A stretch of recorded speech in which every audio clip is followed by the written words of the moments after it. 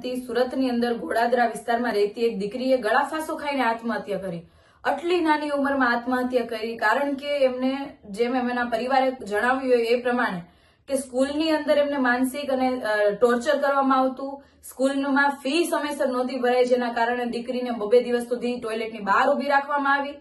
સાથે સાથે પરીક્ષામાં પણ ના આપવા દીધી.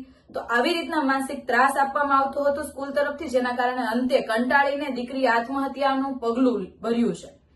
ખરેખર જે શાળાની અંદર જે બાળકોના ઘડતર માટે આપણે આપણા બાળકોને મૂકતા હોઈએ, આપણા દેશના ભવિષ્યની વાત કરતા હોય, પરંતુ જયારે આપણું બાળક જ શાળાની અંદર સુરક્ષિત નથી, એમને માનસિક ત્રાસ આપવામાં આવે છે, તો કઈ રીતના આપણે ઘડતરનું પણ વિચાર કરી શકીએ.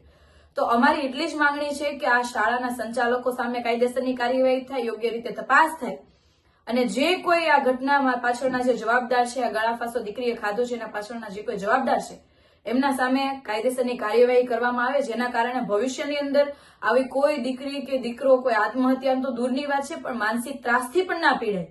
જેના કારણે અત્યારે આવી યોગ્ય કાર્યવાહી કરવામાં આવશે તો ભવિષ્યમાં આવી કોઈ ઘટના નહીં બને, કોઈ પરિવારે પોતાનો દીકરો અથવા દીકરી નહીં ગુમાવવી પડે. પરંતુ જો આ કાર્યવાહી માત્ર ને માત્ર દેખાવ પૂરતી થશે તો ભવિષ્યમાં આવી ઘટનાઓ ઘટવામાં વાર નહીં લાગે. એટલે અમારી હાથ જોડીને એટલી જ વિનંતી છે કે આ શાળા સંચાલકો સામે કાયદેસરની કાર્યવાહી કરવામાં આવે. એમની સાથેના રાજકીય લોકો માનો કે જોડાયેલા હોય, ભલામણ હોય, તમામ વસ્તુ નજરઅંદાજ કરીને એમના પાછળ કાર્યવાહી કરવામાં આવે, જેથી એવી કોઈ ઘટના બીજા કોઈ પરિવારના દીકરા દીકરી સાથે ના બને.